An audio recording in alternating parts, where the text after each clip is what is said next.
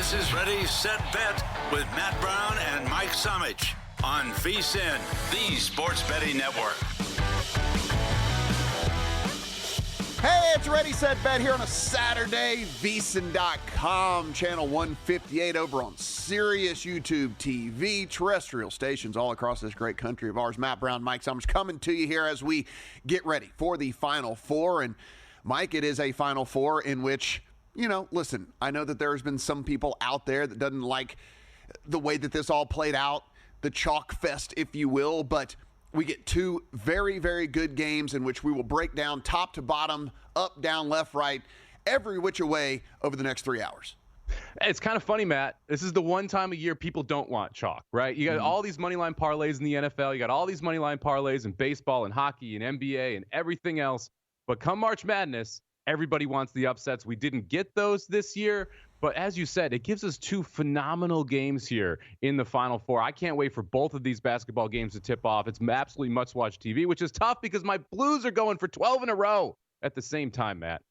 Yeah, that's what people are worried about today. I promise you. That's definitely what people are tuning in for, to hear about that. Scott Reichel going to join us a little bit later. We'll talk with him. Aaron Halterman going to be with us for two segments, as it is a big day, not only in sports, but of course in racing as well. And then Ryan McIntyre going to join us a little bit later to get his thoughts on everything going down today, Mike. And of course, this is 6:10 Eastern tip, and then we got an 8:50 Eastern tip. But hey, man, we actually have a baseball game that is going here in about 8 minutes in the White Sox and the Tigers. So something we at least need to bring up and talk about, because guess what? Whether we are interested in this game or not, somebody is interested in this game out there. So we got to pay attention to Davis Martin that is on the hill there for the Chicago White Sox. Reese Olson is going for the Detroit Tigers. They are minus 250 home favorites. Yes, we are this early in the season, and we are getting like minus 250, 270, 280 favorites at home. Plus 205 if you like the White Sox on the road as dogs, and then 7.5 is our total. A little bit of juice, at least at DraftKings, shaded towards the under here in this one. Mike, you and I talked a lot about this division, how, you know, we kind of like the Tigers heading into this. We all thought the White Sox were going to be one of the worst teams in all of Major League Baseball, which is why we are a week and a half into the season and we see a minus 250 sitting out there already. It's like, this is not like we're middle of the season. Pitchers have gotten hurt. They've had to call guys up from AA that have no AAA experience. It's like, no, man, this is like a week and a half into the season. Yeah, it took about 10 days for us to run out of Chicago White Sox bettors. It happened that quickly here this season. This is a tough one to bet. There's weather in the area as well. There's rain expected during the game. Winds blowing out about 10 miles per hour there in Detroit. If I was going to take anything here, Matt, give me the team total under on the White Sox. I do think Olsen has a fairly good matchup against this White Sox offense. And it's a situation where, because of the colder weather, because of the rain, even with the wind blowing out a little bit, I still think this is a favorable conditions here for the pitchers and specifically for Olsen. So team total White Sox under for me if I was going to do anything. But I passed on this one because I'm not even sure we're going to get the full 9 in as well, just because of the weather.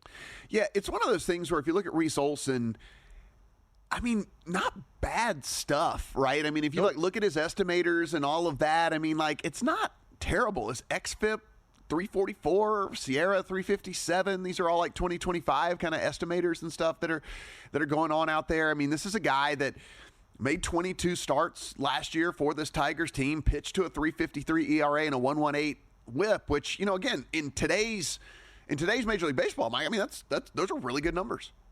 Yeah, you'll take that out of your number 3-4 starter. Yeah. Those are just fine if you're trying to win a division, if you're trying to compete for the playoffs. And Olsen had a little bit of a bumpy start in his first start of the season. I expect that he's able to turn that around a little bit. And I wish that there was a little more value on the line here, because I do like the Tigers today, but 257 is just kind of a crazy number to lay, especially this early in the season. So if you do want to play the game, in my mind, you got to find other ways to kind of correlate to a Tigers victory and play it that way, so you're not laying nearly as much juice. Yeah, I mean, you know, it's one of those deals where maybe you find a dance partner with it if you want to play a money line parlay or something like that. Like, that's something that you could definitely do. As we are a week and a half into the season here, Mike, we thought maybe that the Dodgers and Padres were going to be undefeated all season long, even though they play in the same division. How are they going to be undefeated? But unfortunately, they did not go undefeated. Dodgers are now 8-1. Padres are now 7-1.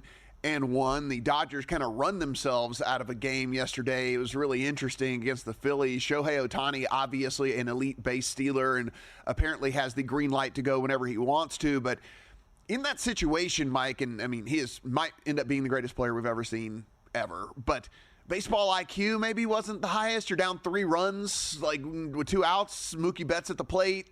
Your run, if you get to second, your run only gets you within 2. It doesn't really mean anything. So ends up trying to steal, and JT Realmuto gets thrown out. They also had a runner picked off in the 6th inning. They also get another guy thrown out in the 9th inning. So Dodgers end up falling with some base running miscues. Yeah, they're going to be okay, Matt. Yeah. But at the same time, this is one of those situations where it was avoidable. To your point, not really valuable to steal second in that position. There's no real upside from getting that extra base, especially when you need 3 runs, and the other blunders earlier in the game as well cost them the ability to try and put more runs on the board. Not something I'm long-term worried about with this Dodgers team, though. It feels like it's just one of those hiccups where you make a couple bad decisions. You're not paying as much attention as you probably should, getting picked off bases. And you weren't able to have the bats make up for it. We saw the bats make up for some blunders earlier in the season. They're going to do it a lot of times, but they weren't able to last night. Like we said, we do get the first loss of the season there for the Padres. Braves get their first win of the season. They are now 1-7 on the year. We'll talk a little bit later whether we think that is a big deal or not. And then Ovechkin does tie Gretzky with 894 goals. But everybody's talking about the Final Four. The 4 number ones. Chalk fest that it is, Mike. Our first game on tap is Florida and Auburn as we sit currently out there in the market. And again, I imagine these will change. So they've kind of been stuck in the mud here for a little bit, but casual bettor certainly is not betting Final Four games early. So I think we'll see at least a little bit of movement in some of this, but 2.5 across the board in favor of Florida. We have seen this get down to a flat 159 out here behind me. Actually, you can find a 158.5 at Fanatics out there in the market, a market high of 160 over at Caesars. So the under money has come in at least early here in this one. Mike, I mean, look, we've seen these two teams play before already. Florida did it without one of their starters, and Auburn, the team that kind of limped in down the stretch, but has looked much more like the Auburn that went 27-2 to start the season. I mean, this is just, I cannot wait to see this one. Yeah, it's going to be a phenomenal basketball game. We saw that first game, a 91-80 final in favor of Florida. You mentioned it, missing one of their starters. And yeah, Auburn limped in, but we talked about this prior to the tournament. Their schedule was brutal to end the year as well. So it was limping in against top 10 teams, something I'm not going to necessarily knock them for when you look at the overall body of work that they've put in.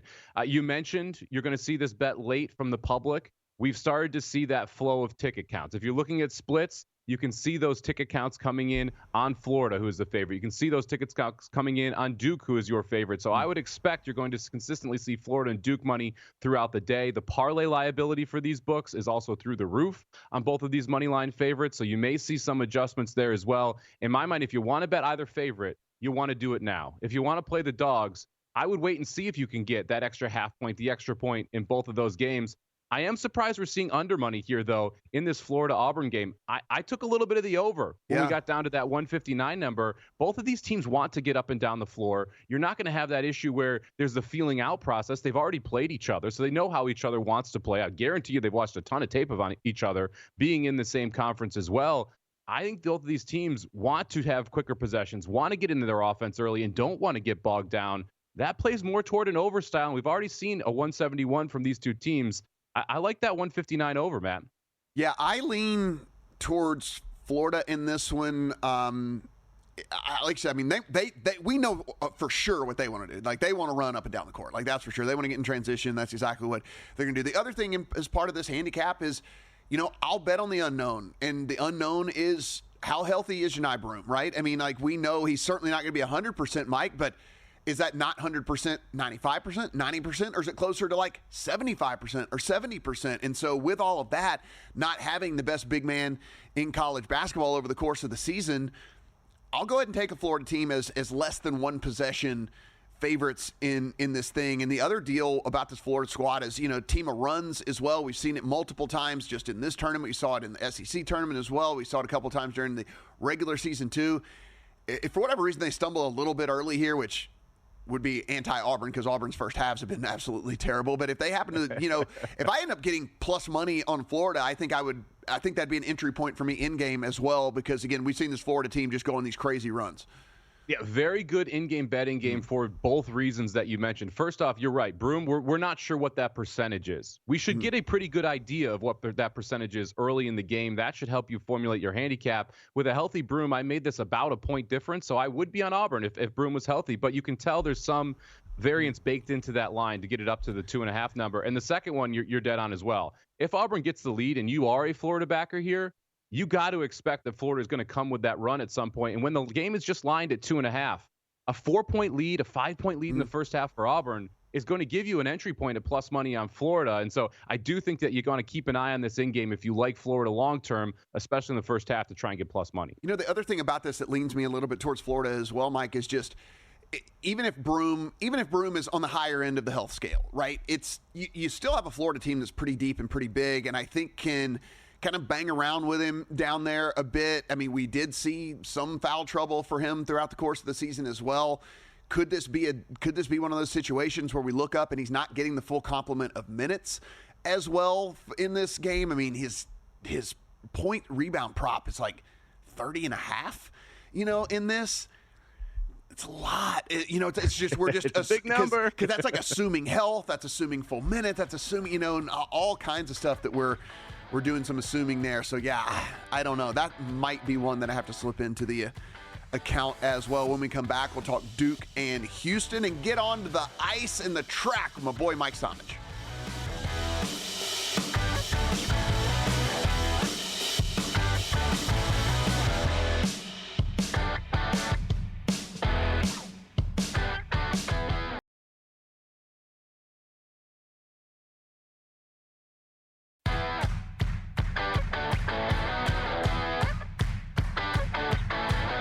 Welcome back to Ready, Set, Bet with Matt Brown and Mike Somich on VSiN, the Sports Betting Network. Just getting going here. Ready, Set, Bet on a Saturday. Matt Brown, Mike Somich. As we get ready for the Final Four, just talked about Florida and Auburn, in which, like I said, I'm leaning Florida here in this one. A couple of different reasons along the way. We will continue to talk these games up and down the entire show. But Mike, Duke and Houston, a game that fascinating by pretty much every single metric that there is. Your number one offense versus your number one defense. But by the way, Duke plays pretty good defense as well. And kind of underrated is Houston shoots the three ball very, very well. There's all kinds of stuff that's going on here with this one. Also including, which I think is pretty interesting, kind of the kids versus grown adults thing that's kind of going on here with this one. So you've got three freshmen for Duke, none of which they're all either 18 or 19. And by the way, if you guys remember, if you follow recruiting and all that, Cooper Flagg actually reclassified, and he is actually supposed to be a senior in high school right now. And so he's even younger than what a typical freshman would be in college. And then you have Houston, who's got Juwan Roberts, who's 23 with 170 games under his belt. Like, Arsenault is 22, Tugler is 20, Francis plays big minutes off the bench. He's 22 as well. And so you kind of got the old men over here on Houston, and then you got playing the defense, doing all those, making the game ugly and all those things, going up against these three lottery picks there for Duke. I mean, just fascinating.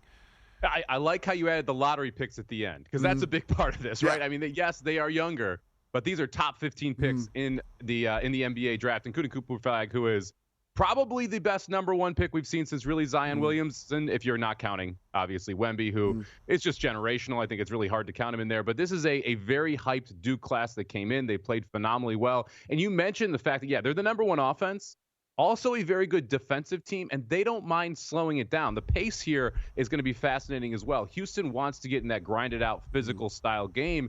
They want to slow it down. Duke doesn't mind doing that. They have a very good half-court defense. They don't need to run to score. They can execute in the half court on the offensive side as well. This is just one of those games where it's, okay, does Houston let Duke run at all? Do they want to run with Duke at all? And what does Duke do when they are in these half court sets against a very good defense? Look, this is an interesting line. Opened at 4.5, got up to 5.5. I thought Houston at 5.5 was a little too much. We're back down to that 4.5, 5 number, depending on where you're looking. I think that's about right. I do like the first half under here, Matt, sitting at 63.5. This Houston team is going to play slow until the game gets out of hand. I don't think this game gets out of hand in the first half. If Duke gets that 10-point lead in the second half, you'll see the pace pick up. But this first half, I think, is going to be very much a half-court battle, and I do respect both of these defenses. I think they're going to make both offenses struggle early in this game, so I'll take the under 63.5 in the first half. Yeah, I know everybody's on Houston at the 4.5. I have a pretty heavy lean towards Duke, and I'm just not going to discount what this team, what they've been able to do and how they look like just an absolute juggernaut. I mean, you have this team out there, Mike, that is, we said, the 3 lottery picks, but I mean, it's outside of that. It's an NBA team, and the smallest guy of the starters is 6'5.5". I mean, like, this is what you would see on an NBA court, right? I mean, like, these guys are ridiculously good and pedigreed. With all of that, I don't know. I just can't get away from it. I'm not discrediting what Houston has done either over the course of the year, and I know how ferocious that defense is. I mean, have made teams look absolutely silly. I just think we might be leaving this game going, oh, Duke really is just on another planet. Well, I think Duke's the best team left. I'll tell you that much. Like, I think they are by far the best team left in this tournament. It's just a question of, are they going to be able to create margin against this Houston defense, in my mind?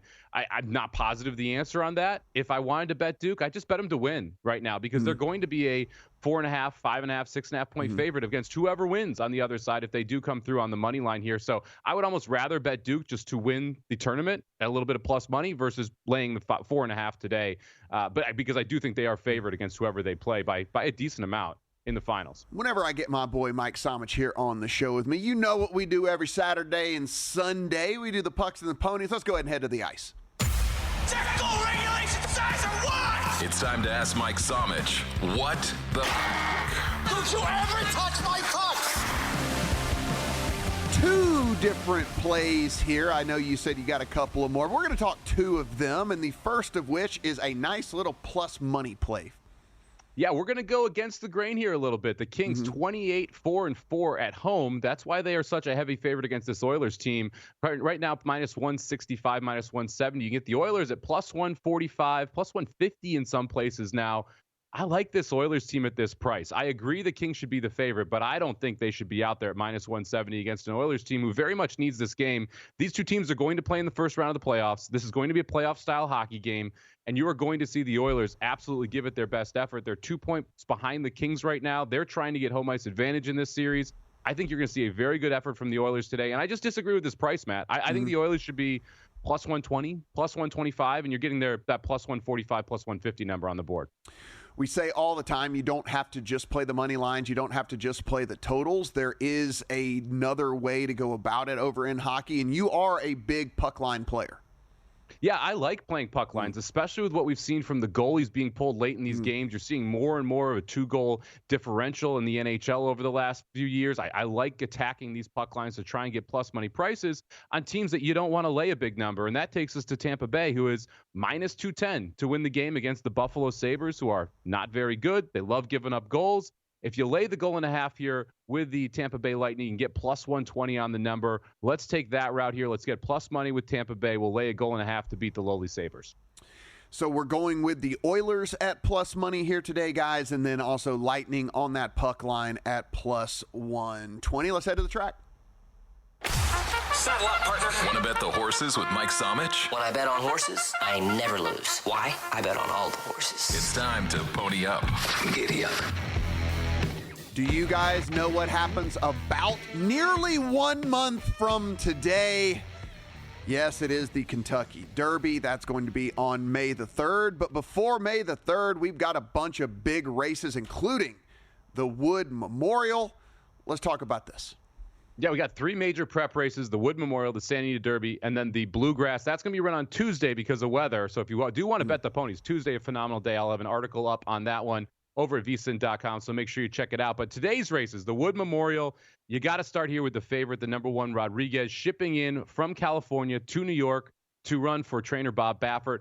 He has been running against the best of this class, and so this is a big class barometer for the New York group. If Rodriguez wins by open lengths, then you just throw everybody out for the Derby.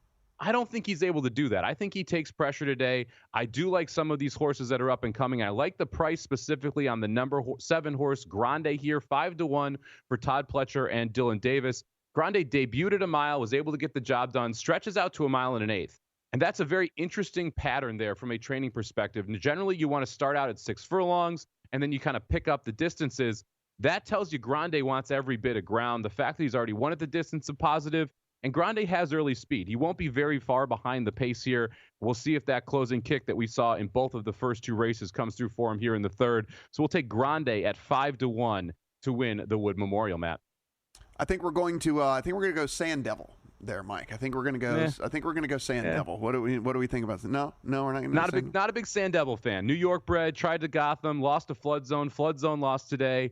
Captain Cook, the 2. Good one there. Passion Rules, the 11. It's the 8, and Statesman, the 11 are the other ones that I'd be interested in your try there. I can tell you this. The scratches just saved me some money for sure because, as we know, I am a really good name better, and I was 100% going to bet Bear Claw Necklace. And I see that Bear Claw Necklace, it was 50-1 on the morning line, so saved me some money that he got scratched out. So, yeah, no Bear Claw Necklace. Trainer scratched Bear Claw Necklace because he wasn't good enough. Literally the reason. Yeah, I was about to say, because he doesn't run very fast is why. All right, so let's head we'll go back a race here at Aqueduct, race 11. Yeah, we'll be quick here. This is a stone cold exacta for me. You don't have to just bet those massive Derby preps, and sometimes you can find better value in other places. I really like the 8-horse Mazmac here in the 11th race, the Excelsior over at Aqueduct, but you're going to get a short price. Going to be sub-even money. 5-2 on the morning line's a pipe dream. You're not getting it. Just play the cold exacta, 8-4. Krupe here. I think that is the most likely outcome for the 2, and you're going to get closer to 4-1. So 8-4 cold exacta in the 11th race at Aqueduct. And then the Santa Anita Derby. Guys, we'll go back over this over the course of the show. But race number 10, Santa Anita. Yeah, we'll talk a lot more about this race with Aaron Halterman, who's coming up next hour with us. Fascinating race with just 5 horses, 4 of which are legitimate Derby horses. I like the one Journalism on top here. You're not going to get a huge price, about even money on Journalism. But Journalism's first race off the layoff was phenomenal in the San Felipe, able to run down Barnes, who had an easy lead. You're going to see some shenanigans, and that's what Aaron and I will talk about a little bit later. There's 2 Bob Baffert horses. They both want the lead. They're not going to press each other, and they're going to mess with Journalism. I still think Journalism able to overcome that. I think he is the best horse right now in this 3-year-old class. We'll take him to win. Morning line price there at 6-5, Matt. Hey, we got a Hoops and Horses Pick'em challenge by our friends over at First Bet. Sign up for free at VSiN.com/hoops and horses to make your pick for today's marquee horse races and basketball matchups. Top pickers will receive a First Bet voucher you can use to bet upcoming races on First Bet, including the Kentucky Derby on May the 3rd, like we just mentioned there. So hurry, you got to be signed up by 3:30 Eastern today. So you got about 2 hours. Do not delay. VSiN.com, Hoops and Horses, right now.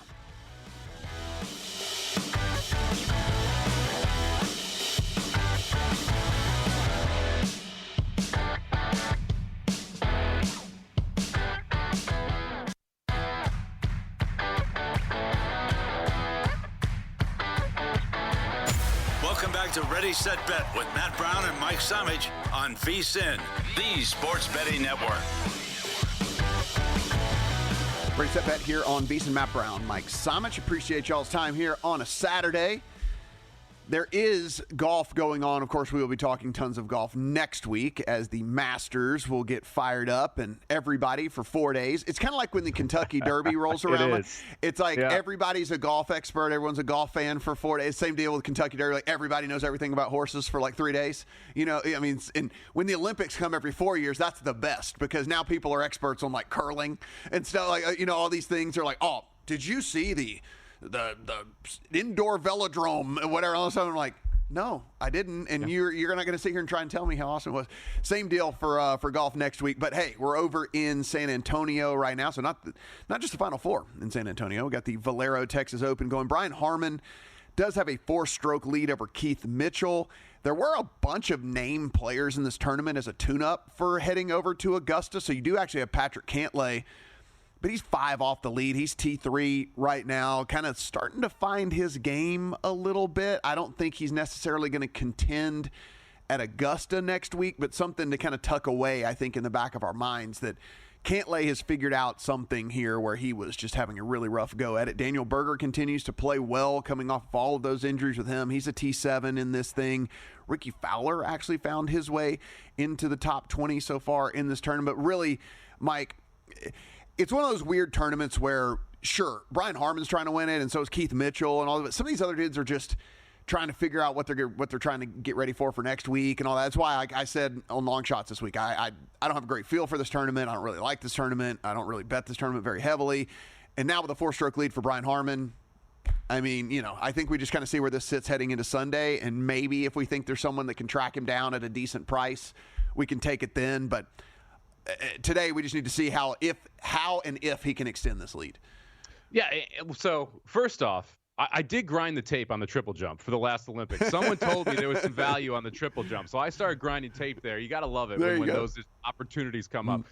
So question for you, just strategic question from a betting perspective. You bet boatloads more golf than I do here, right? Any interest, you can get up to plus 190 on Harman to win right now. Any interest in taking some Harman plus 190 and then seeing tomorrow if he is up, either betting the no at plus money or just holding on to that plus 190 and see if you're able to get there? Like, is there value at plus 190 with a 4-stroke lead? Yeah, I mean, I don't think it's out of the question considering the people that are behind him. I think the number might be a little bit where it's at right now because Cantlay is lurking, and it's like, the algorithms, I don't know exactly what power rating they have on Cantlay at this point. I don't love Cantlay's game really overall right now, but like I said, he is at least trending in the right direction. I would almost be looking today at one of these, Berger top 5 is still plus 220. Keith Mitchell even at top 5. Like, if you're still getting plus money on some of these dudes that are at least a little bit more pedigreed than some of these other guys, I might just kind of bet the top 5 today and roll into it. But it'll be interesting, man. I'm really curious as to what Cantlay can do the rest of today.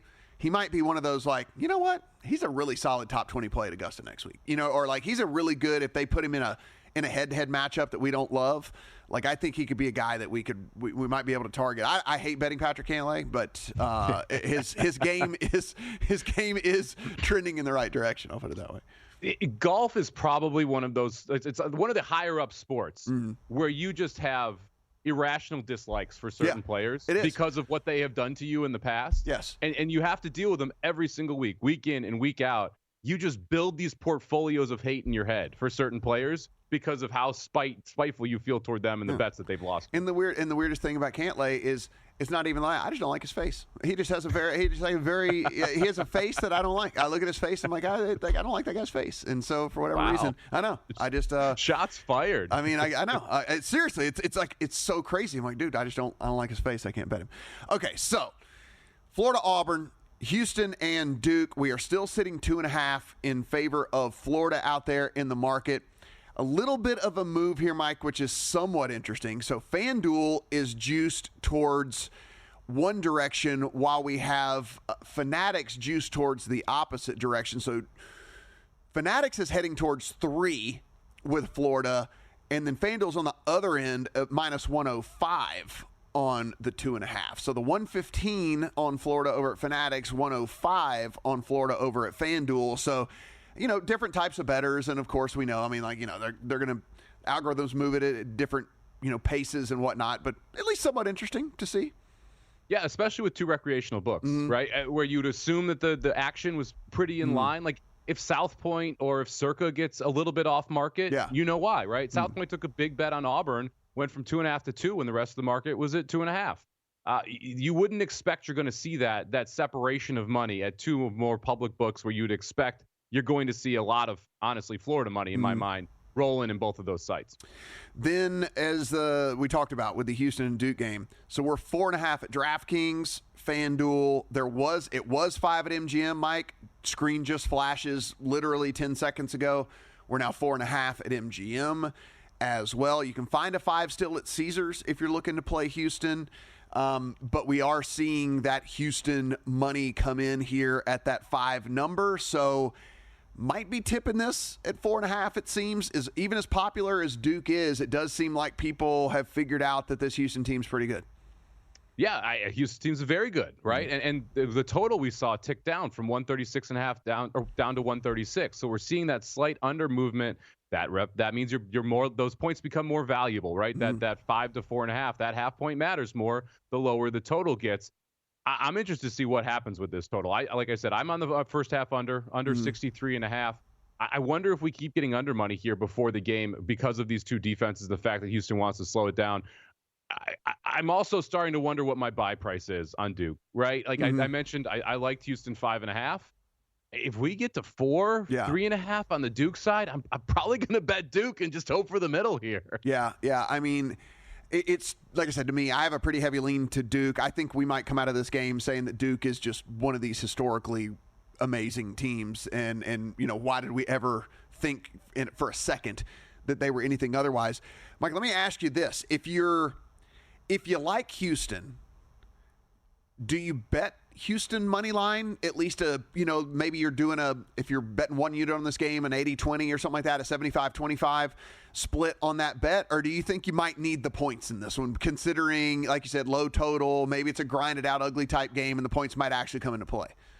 If I like Houston, I am splitting this up in 4 ways, Matt, which is it's probably surprising to hear, but I would take the points in both the first half and the full game, but I would take money line first half and money line full game as well. We've seen Houston be the best first half team in the country throughout the entire season. If they win this game, you have to think they win the first half here, that they're able to get out to a lead, keep Duke playing slow, force them to take tough shots, force them to execute in the half court, and then be able to build off that lead and then play defense late, kind of like what we saw against Tennessee, where they just choked them down in the first half and did not allow them to get any good shots. Tennessee had about, I believe, 8 points at the 15-minute mark, 15 minutes into that first half. That's the style of game Houston wants to play here. So if I'm playing Houston, if I like Houston, I'm looking for ways to either play Houston win the first half, Houston wins the game, to play Houston money line first half, Houston plus the points first half. I think that is the key to them winning. And if they're down 10 at break, they're in a lot of trouble in this game because they need to establish their game early in this to be able to have success late. Yeah, I think this could be a handicap like we've had a couple of different times in, throughout the course of the tournament, where if one team wins in a blowout, you're pretty confident as Duke, right? I mean, like it's probably not going to be Houston. Yeah. Yes. And so agreed. if this does get to 4, and you were kind of lean, if you had an inclination towards Duke as it was anyway, I wouldn't then mind at that point, Mike, taking the 4, maybe then going back and playing 5.5, maybe playing 6.5, 7, something like that. Because again, so Houston, while they don't shoot a ton of threes, they're incredibly efficient when they shoot those threes, which is what has helped them throughout the course of this season, even in this tournament, right? They made 8 of them versus Gonzaga, 9 of them versus Purdue. They made 9 of them versus Tennessee. They don't shoot a ton, but they shoot it pretty efficiently. 3 of their starters shoot over 40% from deep as well. What if those threes, it's just a weird game, right? What if those threes don't happen to fall, right? And so now there's those triples that were kind of making this offense roll a little bit more efficiently isn't there. I don't know. I think that if one of these teams wins by 7+, I think it's definitely Duke. Well, and you mentioned the length earlier from this Duke side, right? Everybody's 6'5" or taller in that starting lineup. That puts pressure on three-point shooters because you can close out, you can get those arms up. All of a sudden, you're having to shoot over people that you may not have had to previously. Now, Tennessee, also a very good defensive team, also a very long team. They were able to have success there. So you've seen the model work. It's just the question, is it going to work 2 games in a row for Houston? Tennessee couldn't throw it in the ocean, though. Holy man. I don't think Duke struggles on the offensive side like that for sure. But, guys, this is going to be packed out here behind us here in a few hours. You've got to make it out here for an opening 4 days of the college basketball tournament. You have to do it. And Derek's going to let you do it for a little bit cheaper, 15% off at any of his properties, Circa, the D, or the Golden Gate. Go to circalasvegas.com. Use the promo code VEASAN15, and when you do, you will get 15% off of your booking at either Circa, the D, or the Golden Gate. That is circalasvegas.com.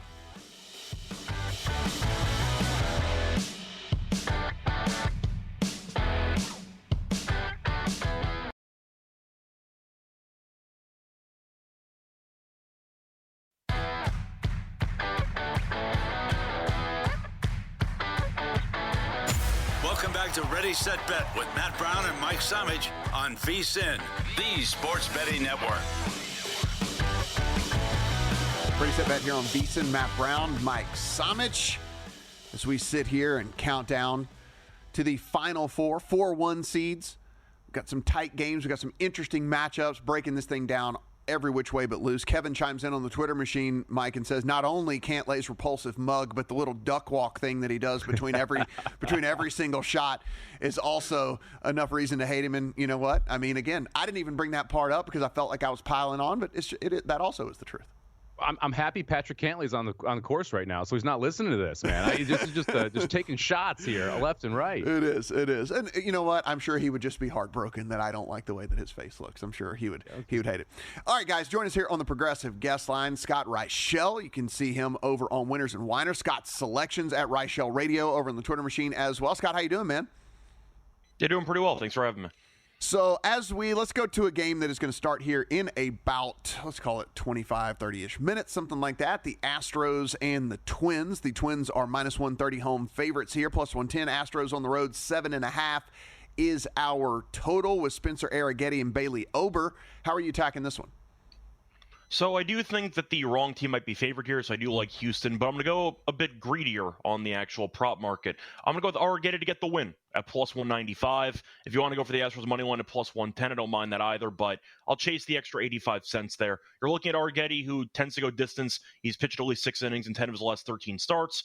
Ober, though, is pitching for Minnesota, got roughed up pretty badly in his first start, ended up giving up 8 earned runs in 2 2/3 innings. But you're looking at Minnesota, who has not been good at all so far this season. Astros haven't been good either, but the point is they've been better than Minnesota. I think it's a good way to find some extra plus money, trying to chase Arrighetti to get the win. If you think Houston's got a shot to win the game, I do think it's a good way of getting plus 195 or so on the market, backing a pretty good starting pitcher in this matchup.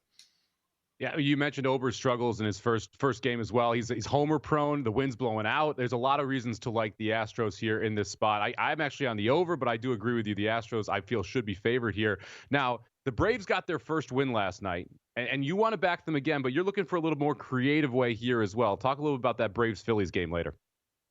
Well, that's the problem you run into when you have some massive favorites in baseball. You got to choose between taking a home run line or making a case for the dog. The Braves on the run line are minus 125. I'm going to go with another option. I'm going to go with Smith Shawver, the starter for the Braves, to get the win at plus 160. Quantrill has been a mess for years, was not very good in his first start either, gave up 6 earned runs in 4 innings. But trying to find some plus money back in the Braves here, I'm going to give them a bit of a pass for the bad start when you face off against the Padres and the Dodgers in back-to-back series. Pretty rough. Should be a good series for the Braves here over the weekend. 110-0 yesterday. I'm going to go with Smith Shawver, though, to get the win at plus 160. 7:05 Eastern. We got the Rays and the Rangers. Rangers are minus 180. Home favorites, plus 150 for the Rays on the road if you like the road dog. 7.5 our total here as well. Taj Bradley for the Rays and Jacob deGrom for the Rangers. What are we looking at here? So for this one, I'm going to go with the first 5. I am going to go with the under. I'm going to go with a pitcher's duel here. First 5 under 4 at minus 130. Both teams so far this season, small sample, but still have not been great offensively in the first 5 innings of games. The Rays rank tied for 21st in the league in first 5 runs per game. The Rangers, though, do rank 18th. I like both pitchers, though, in this matchup. Bradley has been good, including last season. He's allowed less than 3 runs in 4 straight starts, was solid in his first outing. And deGrom, I'm happy he's healthy. He looked good against the Red Sox in his first start. Ended up going 5 innings. The question's the pitch count and how far he's going to go. So I'll bank on 5 innings. But I think you're looking at, once again, 4 being a bit high for these two pitchers here. Give me the first 5 under 4 at minus 130.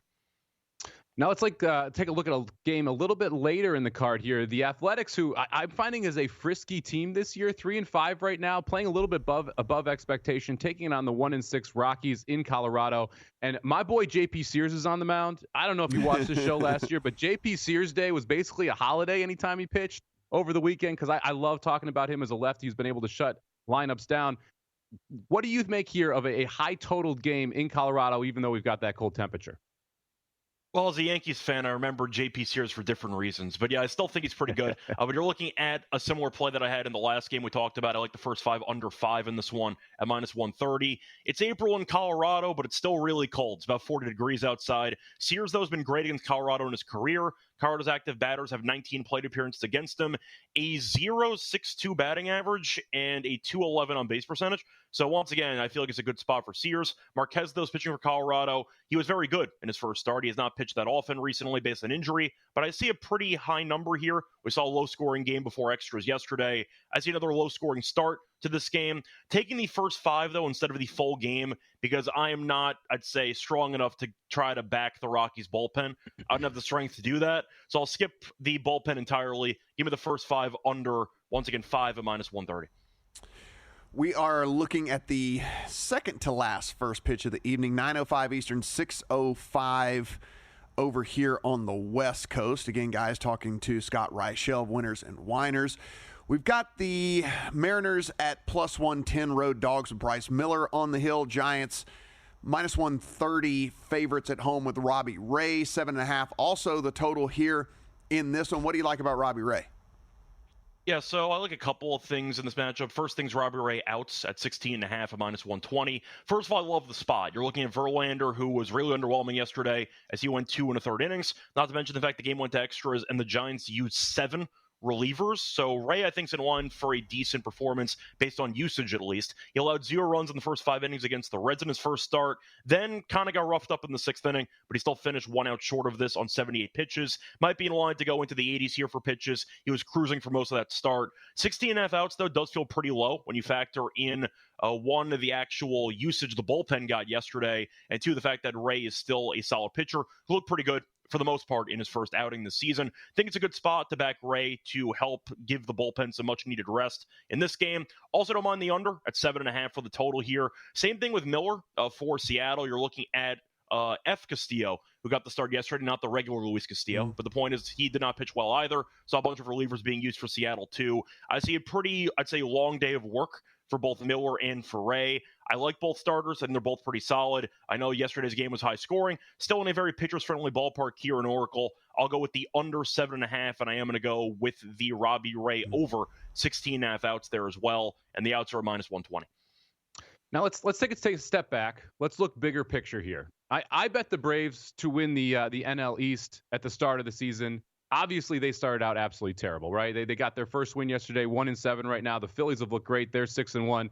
What should my panic meter be here on this Braves division winner bet? Is it already lost? Is this a lost season for the Braves, much like last year? Do you think they have a chance at being able to come back? Yeah, so on a scale of 1 to 10 on the panic meter, I'll give it a nice 2.5 or 3. I think you're fine for the most part. Baseball's a long season. It's a marathon, not a sprint. We saw last year the Tigers had a 1% chance of making the playoffs. They ended up getting it anyway.